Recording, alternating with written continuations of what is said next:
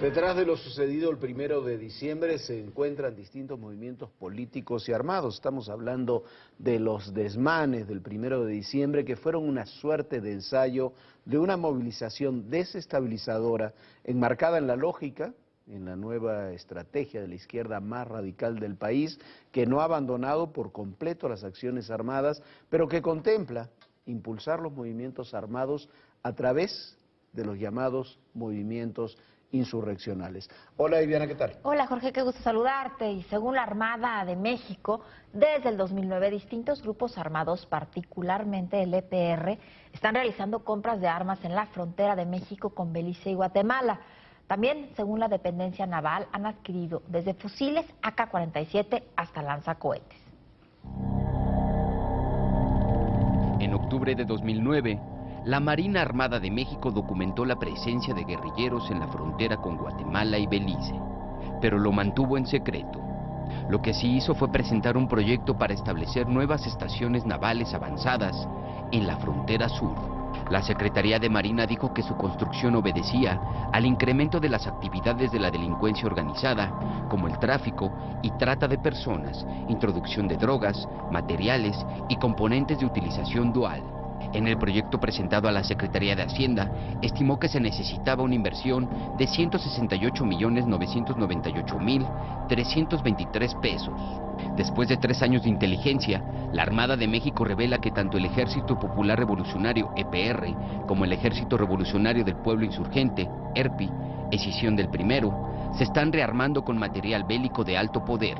La información salió del Centro de Estudios Superiores Navales de la Marina.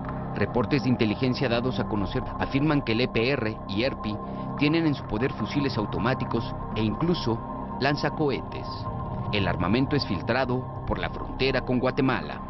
Se sabe que lanzacohetes RPG-7 y RPG-22 han llegado a su poder a través del mercado negro de armas, abundante en la frontera sur del país. En septiembre de 2009, el ERPI confirmó que cuentan con rifles AK-47. La Dirección Nacional del ERPI expuso que los erpistas han expulsado a narcotraficantes y han derrotado a narcoparamilitares en la región de Costa Chica, Guerrero. Para ellos, los sicarios solo se envalentonan mediante el consumo de la droga. Al menos a nosotros no nos han arrojado granadas, pero sus AK-47 disparan las mismas balas y a la misma velocidad que nuestras armas, solo que las nuestras llevan dignidad y justicia. Esa vez, la Dirección Nacional del ERPI dio a conocer que columnas guerrilleras erpistas sostuvieron enfrentamientos con el ejército cerca de Las Ollas, Coyuca de Catalán y con sicarios de los cárteles. El reporte de inteligencia de la Marina Proyección 2010, incluido en el libro Historia General de la Infantería de Marina, presentado el 14 de noviembre de 2012, establece que el EPR se ha ido reorganizando lentamente tras sus apariciones y ataques al inicio del gobierno calderonista.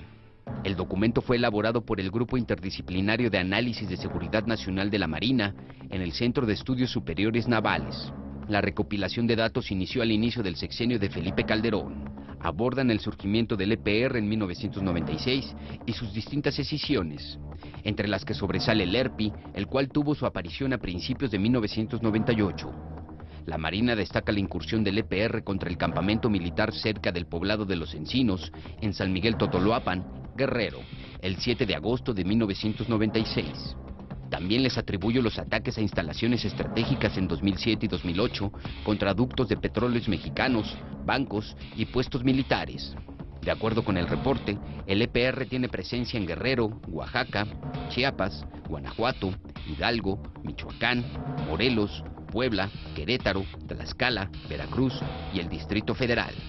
Se asegura que el ERPI fortalece sus bases operativas y de apoyo principalmente en la Costa Chica de Guerrero. Esta información es consecuencia de una investigación tras el descubrimiento de un campamento del ERPI en octubre de 2009. El campamento llamado Cruz Grande fue localizado a unos 120 kilómetros de Acapulco y a 100 de Pinotepa Nacional, zona de influencia del EPR. Ninguno de los dos grupos guerrilleros se han pronunciado al respecto. Para estos grupos armados, el EPR es el más importante de México, la lucha armada debe ir acompañada por un levantamiento social. Ese ha sido, en términos políticos, su vuelta de tuerca más importante en los últimos años. Por cierto, la última reunión de la dirigencia nacional del EPR se realizó en Atenco, en el Estado de México, Viviana. Bueno, y precisamente, hablando de Atenco, la figura pública más visible de los hechos del 1 de diciembre, donde incluso se le filmó preparando bombas Molotov, fue Ignacio del Valle. Él es el líder de los macheteros de Atenco, conocido como el Frente de Defensa de la Tierra, y un hombre que está muy ligado a distintos grupos muy radicales en este país. Sí, su hija América pidió, recordará usted, hace unos años asilo en Venezuela. Luego desistió del asilo y se dice que fue la compañera sentimental, la pareja del subcomandante Marcos.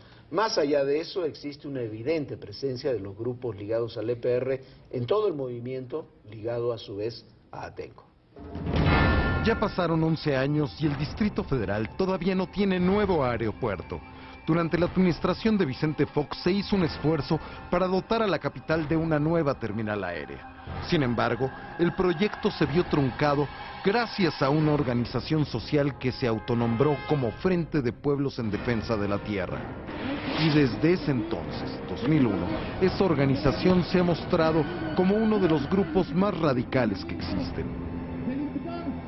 Se les conoce comúnmente como los macheteros de Atenco, y su líder se llama Ignacio del Valle Medina.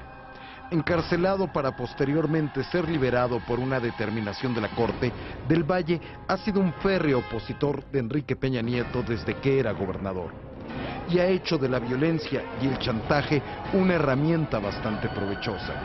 Ignacio del Valle es más que un simple campesino que defiende parcelas. En realidad, es miembro de una familia de luchadores sociales que en 1929, tras una revuelta, obligó a que les fueran reconocidos derechos sobre esas tierras. Del Valle tuvo contacto con grupos de izquierda desde su formación preparatoriana. Intentó cursar la carrera de sociología en la UNAM, dejando truncos sus estudios, pero no de lado su activismo social. A los 26 años encabezó un primer movimiento. Corría el año de 1976, cuando se organizó junto con otras personas para protestar contra el cobro de impuestos locales. Dado su éxito, continuaron obteniendo beneficios del lado de la protesta. Se quejaron contra las tarifas de luz, obras de desarrollo hidráulico y autopistas que pasaban por sus terrenos. El capital político de Ignacio del Valle fue creciendo y se puso al servicio de organizaciones como el Frente Popular Regional de Texcoco y el Frente Popular del Valle de México. Ignacio del Valle apoyó públicamente el alzamiento del Ejército Zapatista de Liberación Nacional y llegó a formar parte de la llamada Otra Campaña. En el peregrinaje que hicieron los zapatistas a la Ciudad de México, obtuvieron alojamiento en Atenco, una tierra que se autoproclamaba abiertamente en rebeldía. Ignacio del Valle se convirtió entonces en una figura pública. En sus marchas por Paseo de la Reforma era común verlos afilando sus machetes. Los macheteros obtuvieron de las autoridades reconocimiento como movimiento social. Eso incluía una especie de amnistía para Del Valle y sus colaboradores.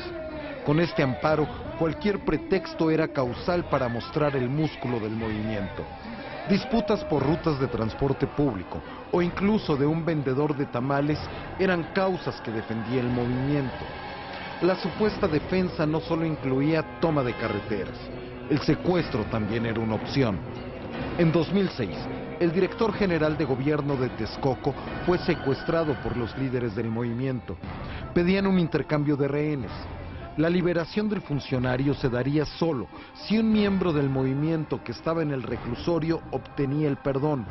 Un galón de gasolina y un cerillo fueron suficientes para demostrar que sus demandas eran en serio.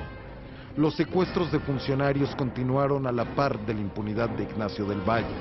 Finalmente, la defensa de 8 floristas que querían poner sus puestos de manera ilegal derivó en un violento enfrentamiento.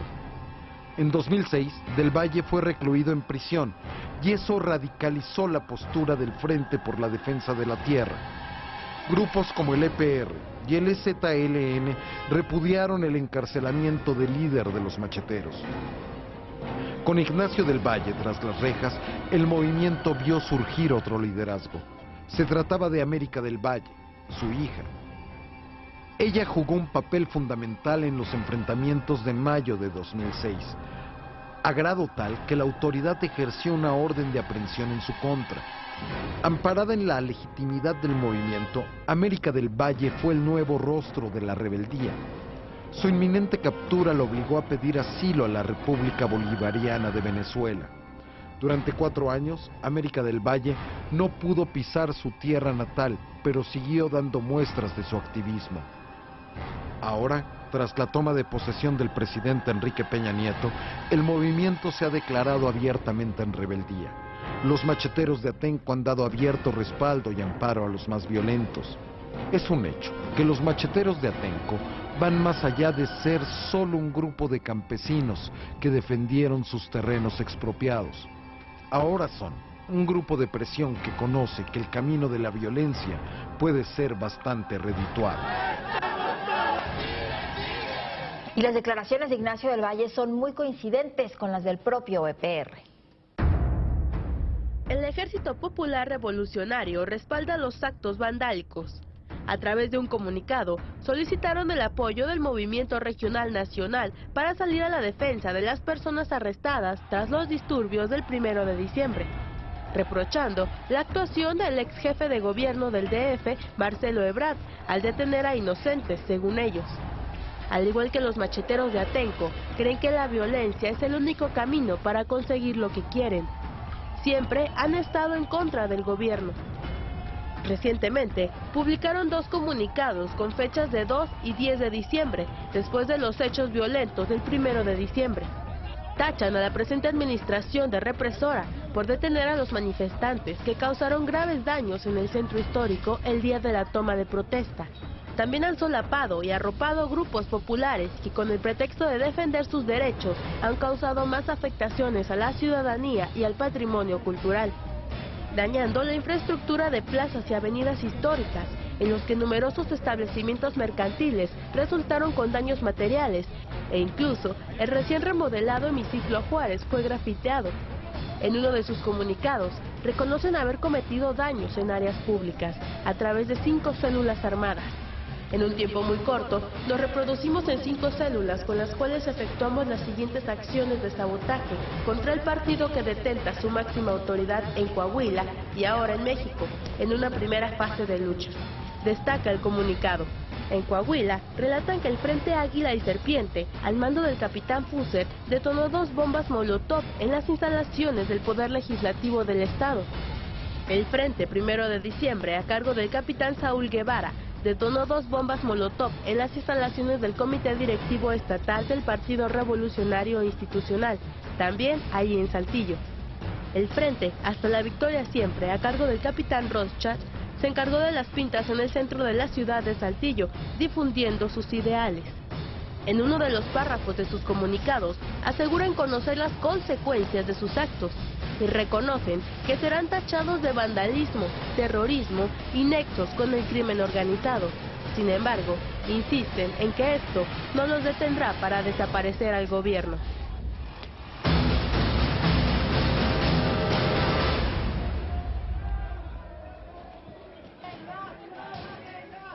Bueno, queremos decir con esto que Ignacio del Valle o el Frente de Defensa de la Tierra es el EPR.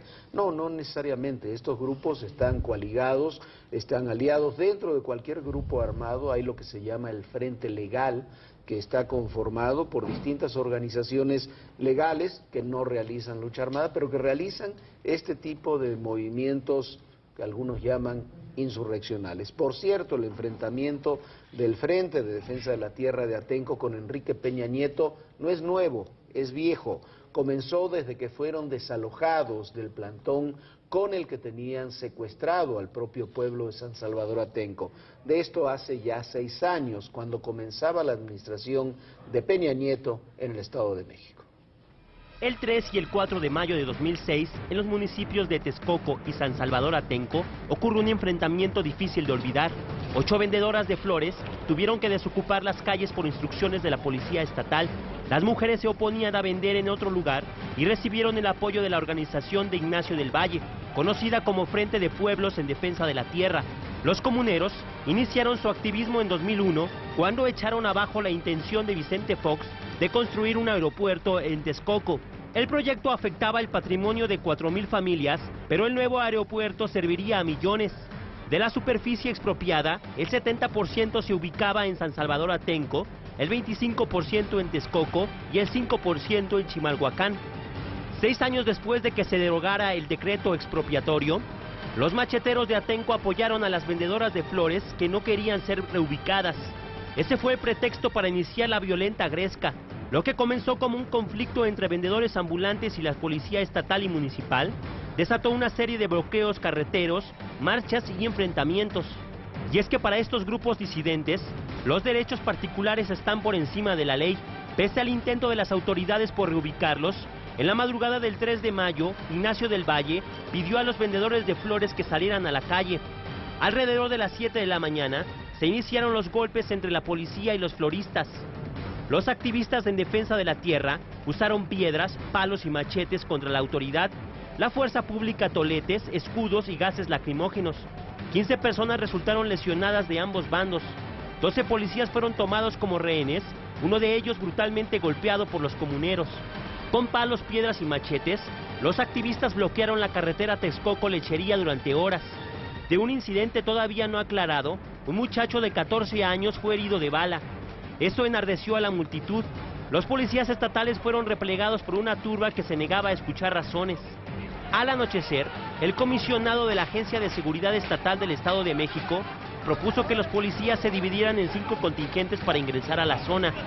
El objetivo era liberar a los policías retenidos y reabrir la circulación en los accesos tomados. Un linchamiento público de los agentes del orden se estaba gestando, por lo que era inminente y necesaria la entrada de la fuerza pública. En la madrugada del día siguiente, al menos 3,000 policías estatales y federales tomaron por sorpresa a los 400 macheteros que estaban de guardia en Atenco. Los policías ocuparon la población y realizaron 110 detenciones, entre ellos Ignacio del Valle y más de 40 de sus colaboradores cercanos. La México-Texcoco fue reabierta después de varios días de permanecer incomunicada y en el pueblo fue reinstalado el orden. Varios policías resultaron heridos de gravedad, al igual que activistas de San Salvador Atenco. Días después, se supo que varias mujeres acusaron haber sido víctimas de abusos sexuales en medio del operativo. Esta fue una de las banderas utilizadas por el movimiento para justificar su virulencia. La Comisión Nacional de los Derechos Humanos hizo responsables a policías federales y municipales de cometer delitos como violación, exceso de la fuerza, tortura y detención arbitraria. Los detenidos del movimiento fueron a parar a prisión. No obstante, el 30 de junio de 2010, la Suprema Corte de Justicia de la Nación ordenó la liberación de los 12 integrantes del Frente de Pueblos en Defensa de la Tierra. Los ministros concedieron el amparo en favor de Ignacio del Valle Medina, Felipe Álvarez Hernández y Héctor Galindo Gochicoa, recluidos en el penal de máxima seguridad del Altiplano. Los otros 9 inculpados recibieron el amparo por votación unánime. 7 de los ministros señalaron que las violaciones a las garantías individuales fueron cometidas solo por algunos policías. Así todos quedaban exonerados. Algunos policías fueron castigados, acusados de abuso de autoridad y exceso en el uso de la fuerza. Pero los violentos, aquellos que iniciaron la gresca, no solo obtuvieron su libertad, también obtuvieron una patente de corso que les permite seguir amedrentando con el uso de la fuerza, una violencia irracional que poco tiene que ver con la defensa de la tierra. Pero también hay una vieja historia entre el EPR, el propio Marcelo Ebrard y la Policía Federal, los linchamientos de Tláhuac, que tuvieron una abierta participación de esos grupos. Temor, impotencia, una turba enardecida y muerte son los recuerdos que reviven la tragedia de San Juan Ixtayopan. El único sobreviviente de aquel 23 de noviembre de 2004, Edgar Moreno Nolasco, reaparece luego de haber estado más de 5 años viviendo en España. Recuerda que ese día, él y 2 compañeros, Cristóbal Bonilla y Víctor Mireles, investigaban los movimientos de grupos guerrilleros asentados en la Ciudad de México y en particular del Ejército Popular Revolucionario, EPR, en la delegación Tláhuac. Jamás hubieran imaginado que esa sería su última misión. Fueron sorprendidos por habitantes embravecidos que los acusaron de haber robado a una menor. Los detuvieron, amarraron, torturaron y golpearon hasta el cansancio. Policías del Distrito Federal llegaron al lugar para calmar los ánimos, pero al ver que no lo lograban, se retiraron. De acuerdo con la Secretaría de Seguridad Pública Federal, Eduardo Torres Montes y Alicia Zamora Luna, alias La Gorda, fueron quienes incitaron a la gente para que secuestraran a los 3 policías, supuestamente porque se trataba de roba niños y los habían visto muy sospechosos cerca de una escuela primaria. Les exigían que entregaran a la niña o que de lo contrario los quemarían vivos. ¿Qué es lo que está haciendo aquí, señor? En el lugar fueron incinerados Cristóbal Bonilla y Víctor Mireles. En algunos de los videos captados por los medios de comunicación se observa claramente cómo La Gorda da órdenes y pide que asesinen a los policías. Después, en la casa del matrimonio se encontraría un video que sería presentado como parte de las investigaciones. En él se muestra el momento en que los 3 policías fueron detenidos y despojados de sus identificaciones. Esta prueba sirvió para que la Procuraduría General de la República girara la orden de aprehensión en contra de ellos. Muchos años tuvieron que pasar. Finalmente, Eduardo Torres Montes y Alicia Zamora Luna fueron detenidos por la Policía Federal en la colonia Ajusco de la delegación Coyoacán. Se los acusa de los delitos de homicidio calificado, tentativa de homicidio, robo, daño en propiedad ajena y delitos contra servidores públicos. Según las investigaciones, luego de la tragedia, la pareja fue ayudada por el Ejército Popular Revolucionario para huir y resguardarse durante estos años. La Policía Federal informó que mientras estaban prófugos, Alicia y Eduardo participaron en plantones, movilizaciones y hechos armados en los estados de Chiapas, Guerrero y Oaxaca. Aquel 2004, los 3 agentes acorralados por la turba investigaban a Francisco Cerezo Quirós, comandante en jefe del EPR, quien presuntamente vivía en San Juan Ixtayopan con su familia en una casa de seguridad. Según el ex subprocurador de la PGR, hoy finado José Luis Santiago Vasconcelos, desde hace más de 15 años, grupos subversivos han aprovechado el radicalismo de algunos sectores del PRD para infiltrarse y manipular a la gente en delegaciones como Tláhuac, Xochimilco, Milpa Alta y Tlalpan. Un documento del EPR sobre sus servicios de información señala que como parte de su trabajo de contrainteligencia está detectar los intentos de infiltración enemiga. Se tiene como prioridad garantizar la seguridad interna y evitar que el enemigo obtenga información privilegiada y se infiltre entre los eperristas. De acuerdo con reportes de inteligencia, el Ejército Popular Revolucionario tiene alrededor de 200 cuadros totalmente militares en México. Según esta información, la Comandancia General del EPR se encuentra en la zona metropolitana de la Ciudad de México, operando en Tláhuac, Coacalco, Ojo de Agua y Coajimalpa. Tláhuac, Atenco, lo que ocurrió en Oaxaca con la APO, otros movimientos insurreccionales que hemos visto en distintos puntos del país, tienen hilos comunes, Viviana, que están relacionados precisamente con estos grupos, con estas organizaciones. Bueno, Jorge, y precisamente por esto que nadie se engañe. Detrás de lo sucedido el 1 de diciembre existe una conjunción de estos grupos violentos, incluyendo aquellos que apuestan a la vía armada. Pueden haber participado grupos anarquistas, como bien lo dijo Marcelo Ebrard, pero los protagonistas son otros, son estos personajes que usted acaba de ver. Sí, grupos anarquistas que la verdad, yo creo que lo dijo Marcelo Ebrard, para salir de la bronca, para poder desviar las cosas hacia otras organizaciones. No digo que no hayan participado, pero no tienen ni la fuerza ni la representatividad para realizar este tipo de actos. Ahí lo dejamos, vamos a seguir más adelante en otras ocasiones con estos temas. Mientras tanto, saludamos a nuestros amigos de Puebla que nos ven a través del canal 6.2 de HD. Recuerde que la señal digital de Proyecto 40 tiene ya cobertura nacional y gratuita. Bueno, eso es una muy buena noticia, así que tiene que buscarnos para que nos pueda ver en alta definición. Y también lo invito a que no deje de ver a Raúl Sánchez Carrillo, Ana María Salazar, Eduardo Ruiz Gil y Francisco Garfias.